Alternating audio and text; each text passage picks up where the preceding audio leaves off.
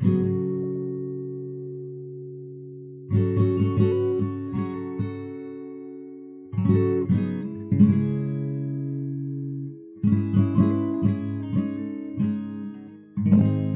United States highway system is certainly not without its infrastructural flaws, but it is quite a marvel in its expansiveness and in how its utility has far outstripped its original intended use.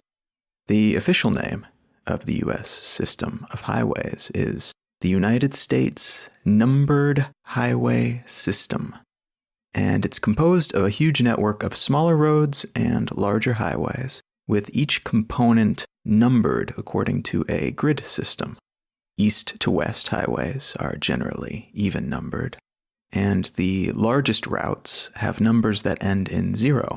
The lowest numbered highways are located up north, typically, where the majority of the initial upgrades to the system started. The north to south highways are odd numbered, and the major routes usually have numbers that end in 1. Highways with 3-digit designations are typically offshoot routes from a larger 2-digit main artery, though these offshoots don't necessarily directly connect with that larger route. US 60, for instance, has US 160, 260, 360, 460, and 560 as highway spurs. The main thoroughfare, US 60, heads east to west, while the spurs fork off into Missouri, Oklahoma, Texas, and the latter two into New Mexico. Interestingly and strangely, the US 101 highway is considered to be a 2-digit route, with the first digit being 10. In the years since the initial designations of these roads, of course, many main arteries and minor spurs have been shut down, resulting in a system that is still organized in the broad sense, but often confusing when you get reductive down to the smaller regional level.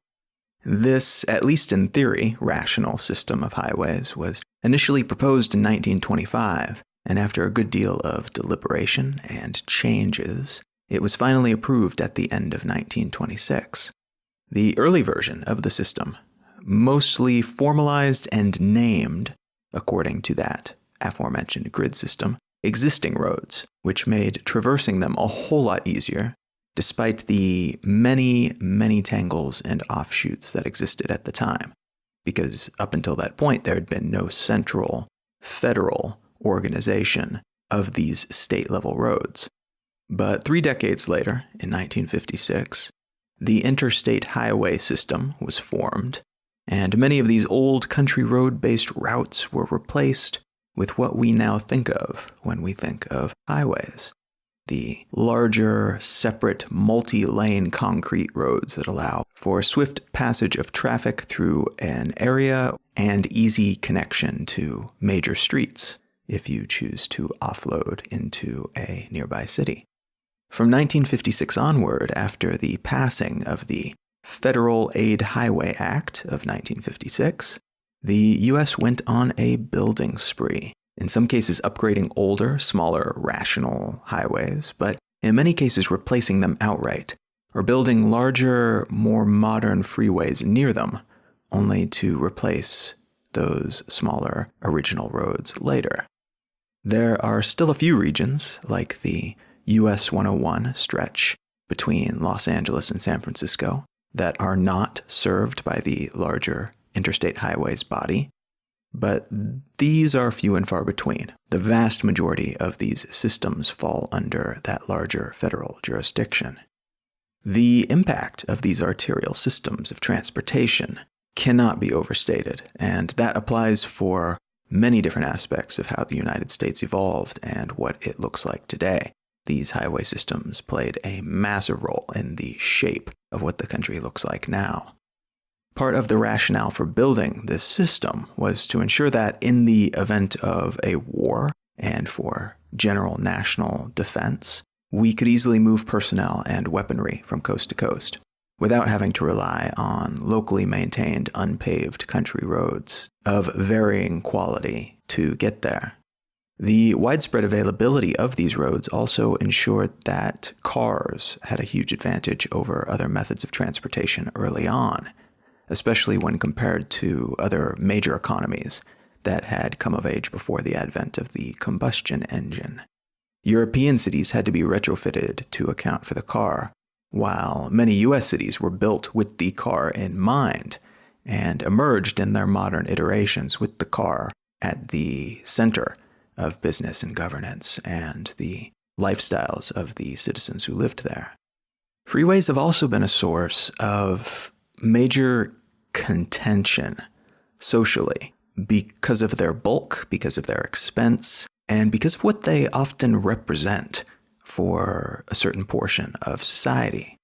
There's an increasingly popular movement in the US right now that revolves around removing freeways. Part of the argument for this removal stems from the urban design perspective, which says that freeways very often create blights and uneconomically use the land upon which they're built.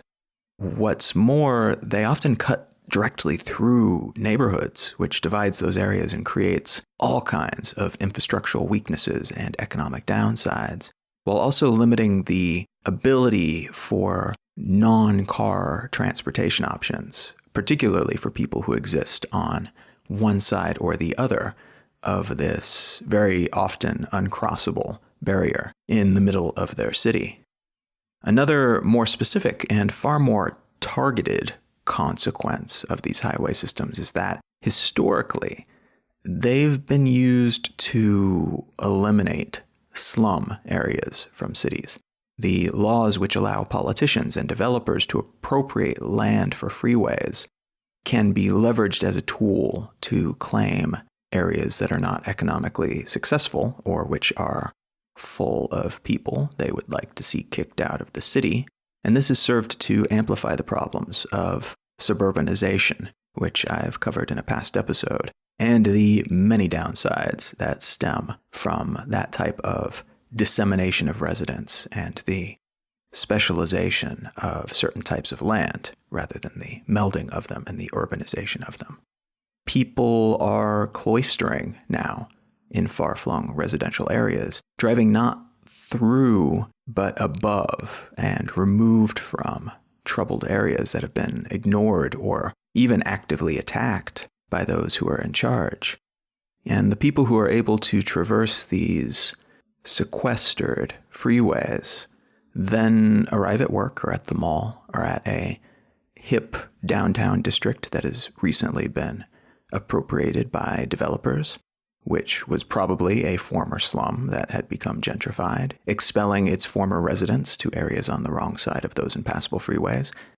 And these people arrive in these areas not seeing and experiencing firsthand what is happening to certain parts of their cities and what is happening to the people who live there as a result of these divisions and of these great big and to them quite useless pieces of infrastructure that are keeping them from having the quality of life that they might otherwise have if they were more integrated with the rest of their city. This is a radical simplification of the situation, of course, but it's a broad strokes outline of why, especially lately, highways have become very politicized spaces.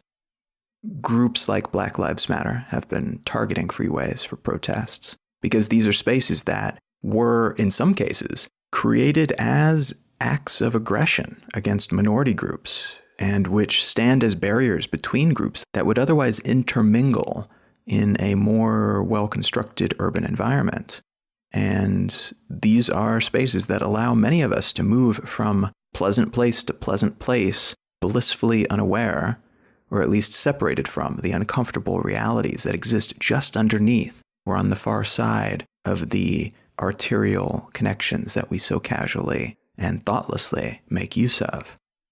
And that leads into what I want to talk about today. Not highways, but protests, and why they happen, what they represent, whether or not they actually accomplish anything, and what kind of role they're likely to play in the coming years.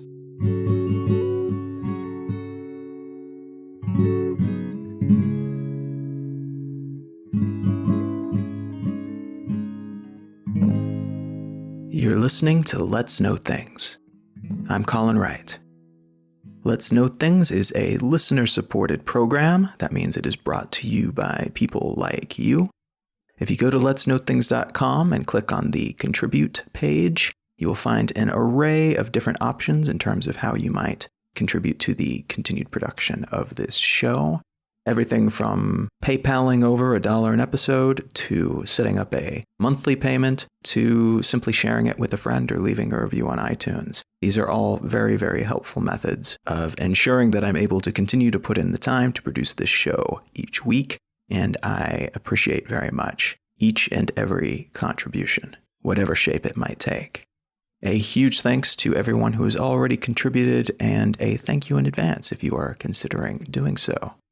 This episode is also brought to you by Audible. Audible is the world's largest collection of audio books. And if you go to audibletrial.com/LKT, in addition to helping support the show, you will receive a free month of Audible and an audiobook of your choice from their collection. You are free to keep that audiobook whether or not you stick with them past that first month. But either way, it's a great way to get a free book and to check out this audiobook thing if you have not given it a try quite yet. And stay tuned till the end of the episode. If you don't already have a book in mind, I will give a book recommendation for you to consider. And this episode is brought to you by HostGator. HostGator is the hosting company that I use for all of my online publication needs.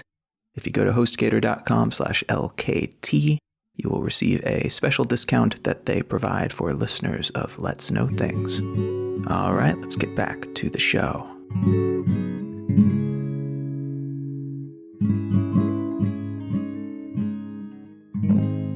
Part of why I wanted to discuss this particular topic, that of protests, is that I've never really fully understood the act of protesting, as in staging a formal public get-together where you make your distaste for something known and typically hope to see change happen as a result of that act. I understand it intellectually in a way for certain types of change and in certain circumstances, but it's never been something that has particularly appealed to me, and it's never seemed like the best option, or at least in modern times to me has never seemed like the best option, the best way to actually make change happen. I do understand that there are historical circumstances that seem to prove otherwise, and that many famous turning points, especially when it comes to human rights, seem to pivot on the strength of large-scale protests. But I've also long felt that we have so many other means of achieving these same goals that the protest unto itself isn't really the best option, at least not in solitude. Perhaps as part of a larger whole, then a protest becomes an excellent PR effort. It becomes good public relations. Very often, though, I see these protests occurring with the best of intentions, absolutely. And they include a whole lot of passion and effort, and in many cases a great deal of bravery by the people involved. But it still seems like something that is a non-optimal way to achieve the intended end. And so that's the bias that I walk into this topic with. And having done more research on the topic, I'm not entirely convinced that I am wrong, but I do think that there's more depth to the issue that I hadn't considered before. So I'm definitely not absolutely right either, as tends to be the case with most things. Protests in their many shapes and scales are definitely complex mechanisms that do typically take place within a larger movement, whether or not we actually see the other moves that are being made publicly. But they also seem to have a great deal of potential as catalysts and as milestones, in addition to being potentially excellent sources of public relations wins for a cause. Though I will note, it does seem that they can also be the opposite quite negative PR catastrophes if not conducted correctly or if staged in the wrong situations or even under the wrong government. And so to start this conversation, I want to unspool 3 different articles that approach this topic from 3 different angles. One is from panampost.com, and it's entitled, "Despite Government Obstacles, Over 1 Million Venezuelans March on Caracas." The second is from NPR, and it's entitled, "In China, Death of a Young College Grad Sparks Protest from Fellow Alumni." And the third is from the Washington Post, and it's entitled, "Yale's President Responds to Protesters' Demands, Announces New Initiatives to Ease Racial Tension." And so you can probably tell already just from those titles that these are 3 radically different types of protest, and in 3 radically different situations as well. But I think these 3 different facets, though they don't tell the entire story because there are millions of different facets of this and every topic, they also paint a fairly broad picture from which we can discern a whole lot that we might not otherwise see just from looking at 1 or 2 different topics. And so the first piece about the protests that have been happening over the past year or so in Venezuela shows what such efforts look like under an authoritarian government, one that works something like Russia's government under Putin. That is, it's a clear dictatorship by any metric, but it still goes through the motions to make things look like a democracy so that they can then claim that they are a liberal democracy and therefore have the same moral superiority that is claimed by actual liberal democracies throughout the world. So they hold elections, though everyone already knows the outcome ahead of time, and the opposition candidates are very often jailed or killed or set up to look like criminals by the current in-power party. They have police, but those police are just as likely to operate as like a mafia as they are to protect anyone. In Venezuela recently, there was a small crackdown on a group of police who were trafficking government-purchased food during a famine that they were meant to distribute for free, but they were instead selling it to people. And so this article is about a massive protest that was conducted back on September 1st of 2016. And this protest was notable because something like 3% of the entire country of Venezuela came out to protest, demanding a recall vote that would pull President Nicolas Maduro from office. It's also notable as an example of how a crypto-authoritarian government can easily diffuse such a protest. Maduro's party set up roadblocks. They shut down trains that led into the capital city of Caracas, where the protest was to take place. They set up a massive number of checkpoints to pat down and screen anyone who wished to attend. And then, once the crowd, which had already been filtered and hindered as much as they could possibly justify filtering and hindering them, once they arrived and organized, the president announced that their country was very clearly great because, look, they allow their people to protest. He didn't address any of their problems, and the opposition actually failed to demand his ouster the way that they said they would, because they had already been so easily diffused. Their momentum was killed by the judo move that the president pulled, in which he legitimized their protest and said, yeah, way to go. Look, we're a democracy. Look, people can protest. We didn't even kill anybody. But in doing so, he also removed the imperative to address any of the issues that they were protesting in the first place. Now, a new set of protests, which descended into riots, which is usually the term applied to protests that get violent and in which stuff is destroyed, though it is also sometimes used in a very racially tinged, racially motivated way in some places, including the US. But this new set of protests included police officers being killed and protesters being killed and a whole lot of looting. And this started up a month after this diffused protest took place. So this new one took place in October of 2016. At that point, because of the violence that was occurring, the Vatican offered to come in and deliberate between the parties and act as a mediator. And the result has been a few months of relative calm during the latter months of 2016, even amidst a looming famine in the country. But as I record this, there seems to be another storm front rolling in that is set to hit probably the first half of January 2017. So something might have already happened by the time this hits the airwaves. Maduro was convinced to allow some political prisoners to go free, including a former candidate that had run against him, I believe back in 2006. But at the same time, he also announced with only a 72-hour warning, so 3 days warning, that the country's largest and most used currency note, the 100 Bolivar note, would no longer be legal to use as currency. It would no longer be legal tender. So just imagine if in the United States they, with 3 days notice, told you that no $20 bills would be accepted anymore and that they would be replaced at some point by different bills. It would be somewhat alarming and kind of a dramatic move for a lot of different reasons. And that's essentially what happened in Venezuela during this downtime that the Vatican was mediating. The confluence of these issues almost assure that 2017 will be welcomed in Venezuela with new protests and protesters. And as I mentioned, there will probably already be new news about this that I will try to mention in the show notes by the time this episode goes live. But suffice to say for now that this is an emerging story, at least in part, because the protests that were meant to turn the tide and take the country in a new direction, and which included something like 3% of the entire population of the nation, failed to have any discernible impact in that direction.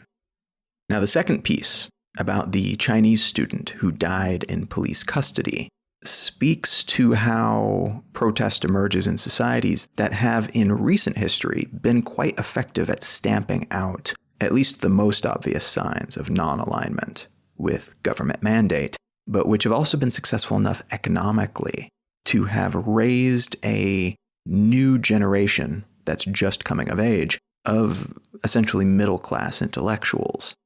This creates an interesting and potentially volatile situation.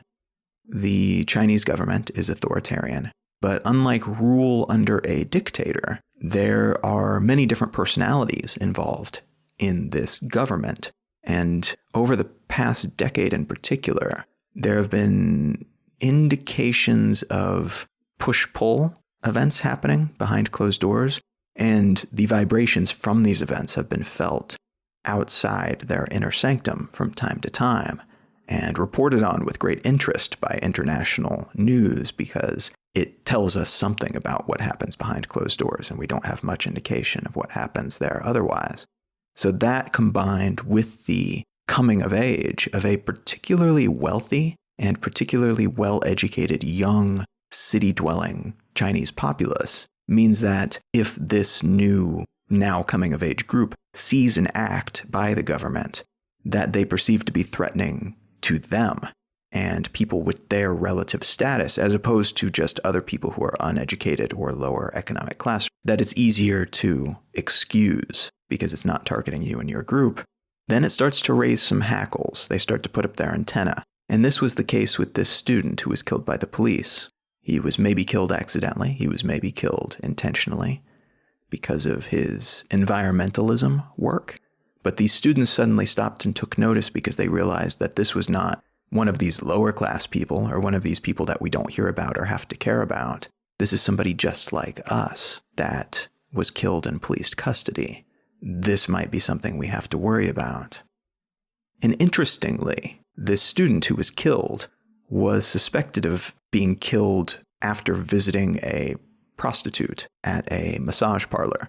And so when the police approached him, they said he supposedly fought back against them, and then they treated him in such a way that he ended up dead shortly after that interaction.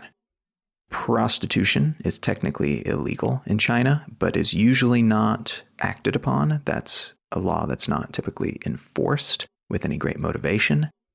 So there's a chance that even if the cops indeed were not trying to kill this student for his environmentalism work, which often brings him into conflict with the ruling party, they may have been trying to catch him with his pants down, figuratively, but maybe also literally.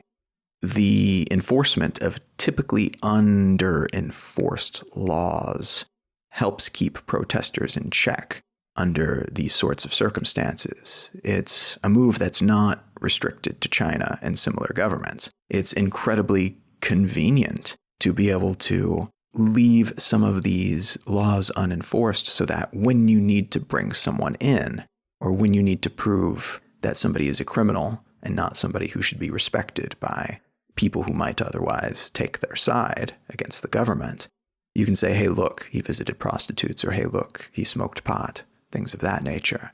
This is something that's done within the US and within European nations as well, so this is not a purely Chinese strategy. And it's something that often allows governments to prevent certain types of demonstrations or gatherings or alleged hooliganism, even when these things would typically be protected under the auspices of freedom of speech under any other circumstance. Having these types of laws in effect means that if there is a protest taking place and somebody at that protest is smoking pot, you can then shut down the protest and use drug enforcement laws as an excuse to do so. And so again, another interesting example of what happens when protests and protestable effects come into conflict with governments and their ability to enforce around the issue, but then also what they sometimes do to cause these protests to happen in the first place, particularly in places where protests don't have a very good record of success. Finally, the third article, which is about Yale's president responding to student concerns about racial tensions at the school, brings up another interesting side to the story of modern protests, and that is its role within educational institutions. Yale is not the only university in the US seeing a large number of protests each school year, and increasingly so. And this trend seems to have an array of different causes. First, because we are more capable of communicating with each other via social media, texting, and things like that, we are also more capable of putting together organized movements, including protests, and sometimes at a moment's notice than ever before. And students in particular, who have a latent understanding of these technologies and are on them all the time anyway, have a natural advantage in this type of organization. Second, because we are more aware of each other and of groups outside our own than ever before, we're also more likely to care in favor or against these things that other people care about, rather than just being mixed up in our own concerns all the time. And third, because many people growing up in developed nations today are essentially born with smartphones in their hands, they also grow up online. A lot of these people who are coming of age today, however, are also growing up within information bubbles. Studies have shown that a lot of otherwise very savvy digital natives are also quite terrible at discerning advertorials, that is, editorials that are written at the behest of advertisers and are essentially advertisements disguised as opinion pieces or news articles. They are terrible at discerning those from real news articles. And these students have little reason to believe that they're getting their information and sharing their opinions within an information bubble. Part of the nature of being inside an information bubble is that you don't really know that you are inside of one. You are so well secluded, and your opinions are so well supported by everything else within that bubble. And so these bubbles are strengthened and amplified by algorithms, and they're reinforced by the social networks that allow students to care about things outside of their own concerns, but it also exposes them to a steady stream of information about causes that they might resonate with. And so this increased awareness, but also the increased polarity of ideologies can lead to a dramatic increase in activism and perhaps other activities alongside general activism, like, say, the participation in protests. In some recent, well-publicized episodes of protests that have happened on American campuses, students have been criticized for making sometimes ridiculous-seeming demands or for stirring up problems where no problems exist. In a lot of cases, I think, that latter statement seems like something you say if, for example, you are white and the other person is black and they are telling you that race has become an issue at the school and you tell them that it has not because you've never directly experienced racism. It's certainly possible that some of these people who are protesting or making demands are just stirring up trouble because they think it's fun or because they want the prestige or attention that comes with such a thing, such an act. But it seems far more likely, in most cases at least, that there actually is some kind of problem, and that those who are not a target of it do not see it as a problem for obvious reasons. But interestingly, these at-school protests seemed for a while, regardless of their subject matter, to be quite effective. There were a lot of people stepping down and being fired and a lot of things being changed. But then after a year or two of that, there were fewer success stories and they started to have less impact as time went by. And part of the reason for this, I think, based on this article and a few others that I will link to in the show notes, might be that schools are just getting better at starting and maintaining dialogues with their student body before or right after things reach a boiling point. And in cases where students actually want to get something done, they actually want to change something rather than just trying to get attention, it seems likely that those students will sit down and talk to someone who can actually make those things happen, rather than simply banging the drum until something hopefully happens maybe in some other way by some other mechanism. It's, of course, a possibility that this is just wishful thinking on my part and that I'm reading too much into a handful of isolated news events, and that the real story is that student protests are now being effectively quashed in their infancy, that the students in charge are being threatened or booted before they can raise a groundswell, or maybe there were suddenly so many protests in the news that journalists got bored of covering them, and readers got bored of reading about them, and the concept of protesting lost its effectiveness for the cause, or lost its luster in the eyes of the students who might otherwise be protesting. But whatever the case might be, it's notable, I think, that in most cases, protests in the United States and most other liberal democracies, that's not liberal as in liberal as a political term within a democracy, but a liberal democracy as in the type of government we have. In the US and other liberal democracies around the world, protests are not just allowed, they're often quite respectable in a way, because they're a pushback against the establishment and a public declaration that something is wrong. And although the man sometimes stomps their jackbooted thugs in to harass the protesters, such instances are actually very rare. They're very few and far between. We see far more of those types of situations in the news than we see the peaceful, less violently confrontational ones, but the reason we see them when they happen is that they're so unusual. That's the type of thing that they tend to put on the news. When a protest goes well and everybody is peaceful and calm and comes to a peaceful agreement, that is not something that tends to make for very good television. And so thankfully, the majority of the time, even when protests are not as effective as the protesters might like, they do not become violent and nobody dies. This is not always the case, but it is the case the vast majority of the time, within liberal democratic governments anyway. But all of that doesn't directly answer the question that I had in mind when I initially decided to cover this topic for this episode, and that is, are protests actually useful? Do they actually accomplish anything? Especially if there's no violence involved.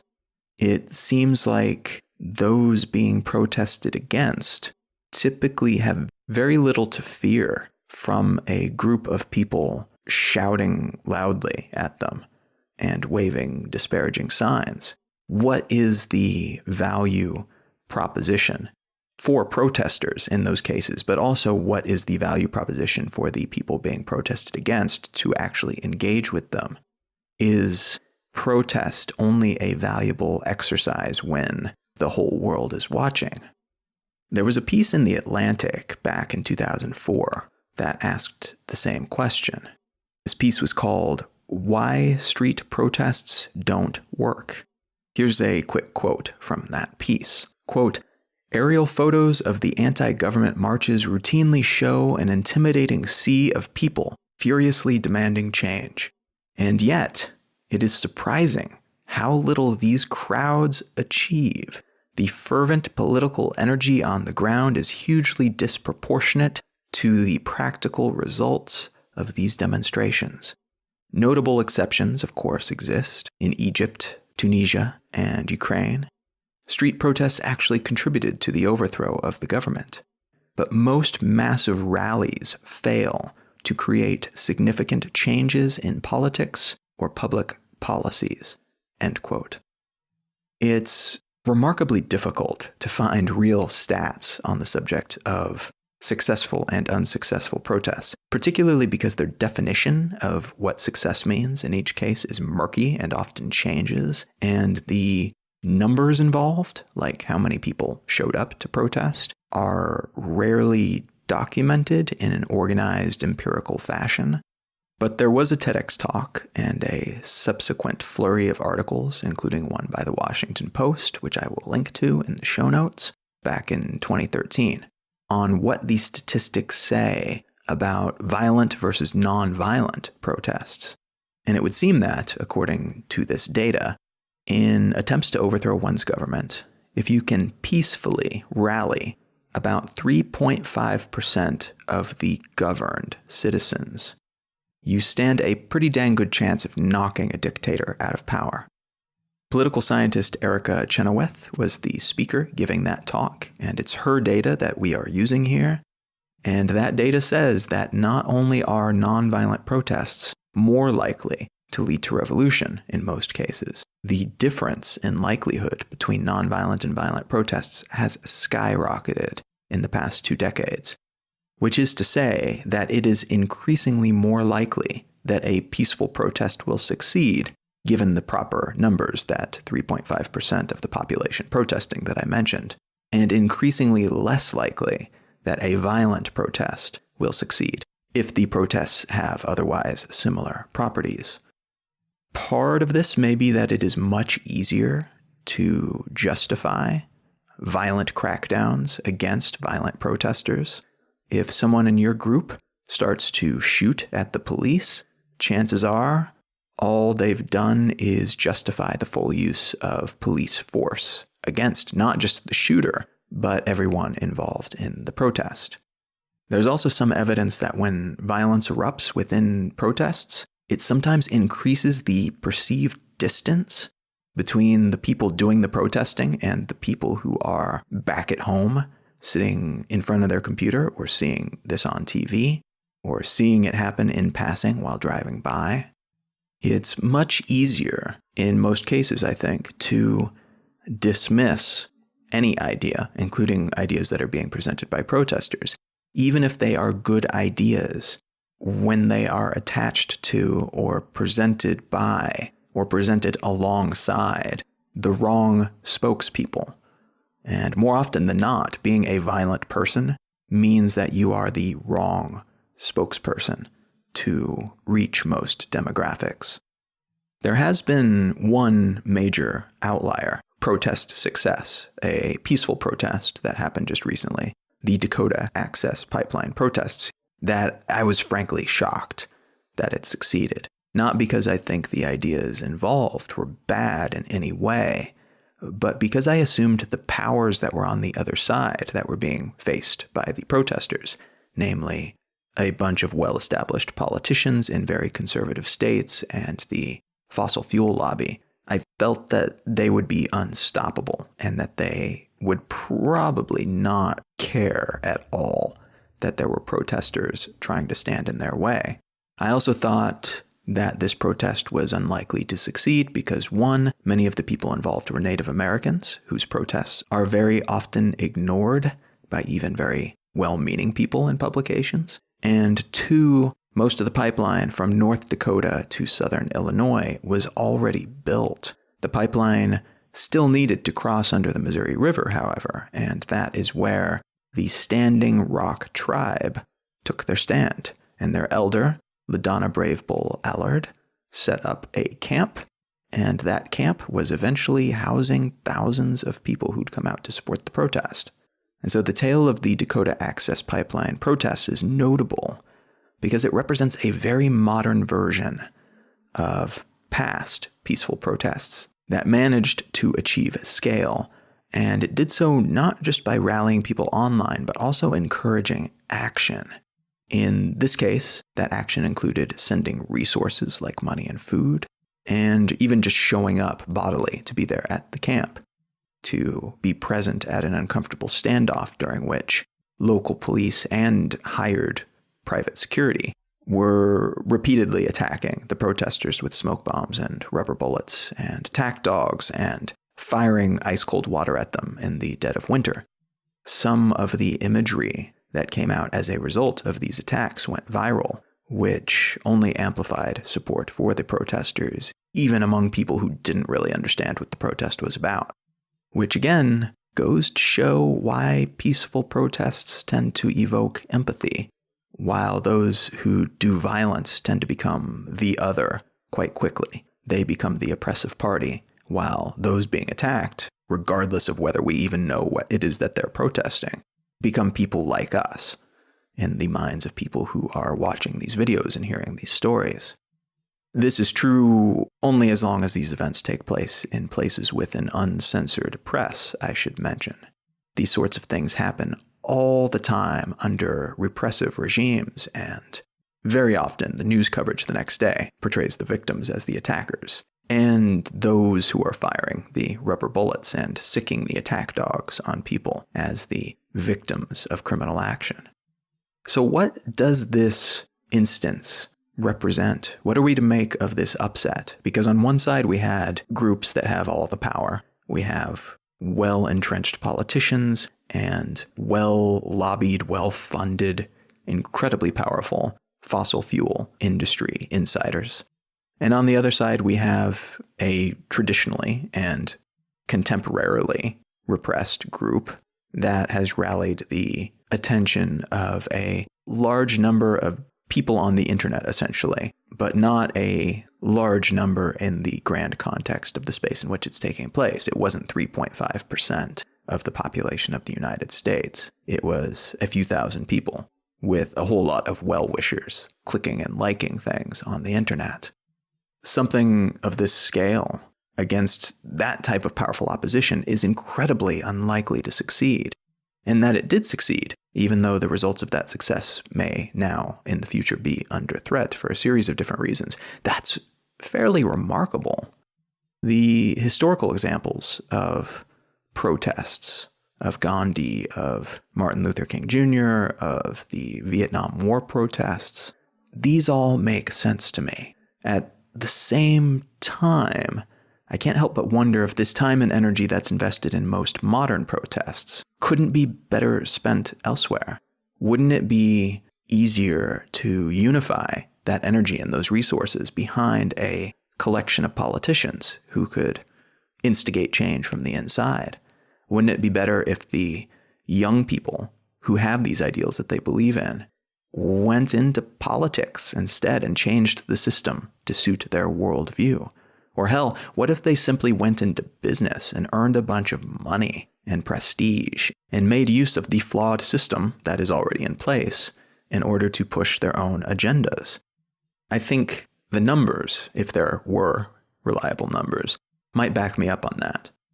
And I also think that pragmatically playing the game, whatever the game happens to be, whether it's politics or economics or even some semblance of violence, depending on where it is that you're living and what game you're playing, that makes a lot more sense in places where those in power are not as easy to shame as they are within the liberal democracies of the West.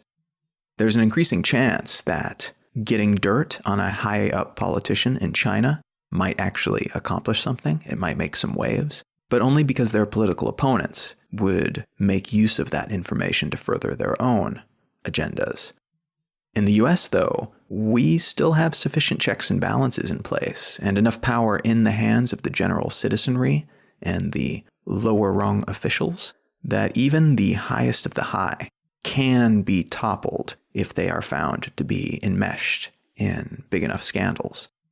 This ability to punch above our weight class is what allows protests to work better in these sorts of places than in other places, even though it may seem like a waste of time and effort through some lenses to protest, because those same resources could potentially be channeled in other directions, like direct politics and business, as I mentioned, to gain influence in that way. But it's also one of the few situations and one of the few environments in which very low-grade, low-skill, low-investment effort can be melded together with a little bit of higher-end skill and commitment, like that of the leaders of these protests. And then that great big voice, that great big vibration and rumble caused by all those little voices melded together can actually cause a large inconvenience and a ruckus that gets the attention of even very powerful people, much more than would be possible in authoritarian states. It's possible that a dedicated and skilled person could work their way up the political ranks and change things directly after a few decades of focused effort. But it's also possible, if nowhere near as certain, I should note, that a few thousand people or a few million people with a few months to spare could achieve the same in a much shorter period of time and without dedicating their entire existence to one particular goal. They dedicate a few months and they spread the word and they share the right articles on Facebook, and by participating as part of that larger unit, they maybe accomplish what one politician dedicating their entire life to the problem might accomplish in several decades. I also think it's worth noting that a lot of people don't only protest to get things done because they actually think the protest will accomplish anything. A lot of people protest because it serves as a social signal to others. It shows other people what they believe. This is important to know because it can help draw people in to your own movement, should you choose to start one. If you are able to amplify this effect and help them feel like they are part of something, you are more likely to pull people into a movement. But it also helps explain to some degree why we might not always choose the rationally optimal solution to solving a problem when the solution doesn't jive with our self-perception or how we think it might make us seem to our peer group. Protesting as a credibility metric, then, explains the propensity we have toward so-called clicktivism and slacktivism, in which people are ostensibly participating in certain movements and showing what they believe in, but the only action they're actually taking is liking things on Facebook and maybe signing their digital name to a petition online. Yes, there is a small chance that sharing or liking something on social media will eventually lead to some kind of practical change, but it is immensely unlikely. What we do accomplish by sharing petitions and liking political YouTube videos, however, is associating ourselves with particular movements and ideologies. We show people what we like by peacocking our ideologies and what we support and how involved and engaged we are. This isn't a latently harmful thing, except that it does tend to give us the same buzz, that same pulse of reward chemicals in our brains that actually doing something tends to give us. And so if we were to take part in a protest or participate in the political system by voting, we might get a sense of accomplishment from doing something. But these other actions, this clicking on things and typing our name, tends to give us that same feeling. Look, I accomplished something. Look, I did something. Look, I'm trying to make the world a better place. And so in that way, we are less biologically incentivized to participate, and that can actually be a harmful thing in situations when we are exactly the people who need to be out there, making a ruckus and participating in other more effective action-based ways. Now, I still don't believe that blocking highways and holding signs is the only way to instigate change. I don't even believe it's the best way in most cases. In free societies in particular, there are so many different ways to garner attention and to gain popular support, and we still, for the time being at least, hopefully that remains the case, have a ruling class that can actually be ousted without violence and can't make it into power in the first place if a sufficient number of individual citizens do not believe that they should be there and make that known in a measurable way. That is pretty damn amazing, especially compared to the way things work in many places around the world and have worked around the world for much of human history. It's just amazing, and it's kind of remarkable that it even happened, much less that it still works decently well much of the time today. Some of this power that we hold actually diminishes, though, when we convince ourselves that not taking action is better than taking action.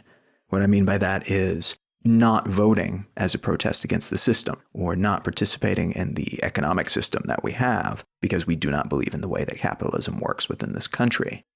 When we tell ourselves that stepping outside of this system is an act of protest and therefore could be effective against the system, we very often shoot ourselves in the foot because we are losing the abilities that that very system grants us to correct it from the inside.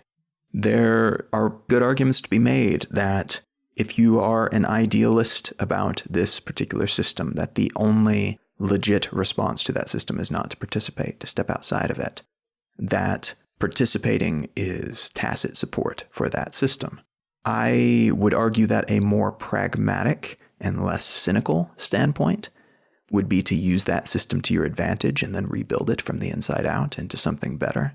If you do not respect that system, then you should have no problem learning how it operates and then playing pretend until you get into a place where you can wield the influence that you have garnered by playing pretend to make a change to it. But maybe that's part of why protesters do what they do as well. Throwing stones from the inside requires taking the time to get inside and sullying yourself to a certain degree. It requires bending and pretending to be something that you're not and stepping inside of a system that you don't believe in. Protesting, in whatever shape it might take, allows for a purity of ideals, even if it strips you of some of your powers that you might otherwise have to make change. You may sacrifice for that purity, but the purity remains, while most other options require a person to negotiate away from those ideals sometimes, even if that negotiation and loss of idealism in action is in the name of a greater victory later on. It's this very nature, I think, that makes protests seem so quixotic to some, while they seem so obviously valuable and meaningful to others. One last thing I would say as a protest skeptic is that these are all things worth remembering, I think. And it's worth remembering the next time you see an annoying protester on the side of the road waving a sign, blocking public transit, making you miss an appointment or be late to work, is that these are people who, regardless of their methods, care about something. And even if you disagree with them, they are taking direct action. And they are making use of an historically rare right that we have to spread awareness about this issue that they care passionately about. Are they necessarily doing it in the right way, with right being defined as the most direct and likely to succeed fashion? Perhaps not. Perhaps they're doing more shouting and clanging of pots and pans and enjoying the adventure of it all than they are changing anything. But the world is full of injustices and disagreements and quibbles and crimes. I think we could certainly do worse than to engage in some concrete way with the many systemic issues that surround us by using whatever tools we're fortunate to have available and to discover what we might build with them.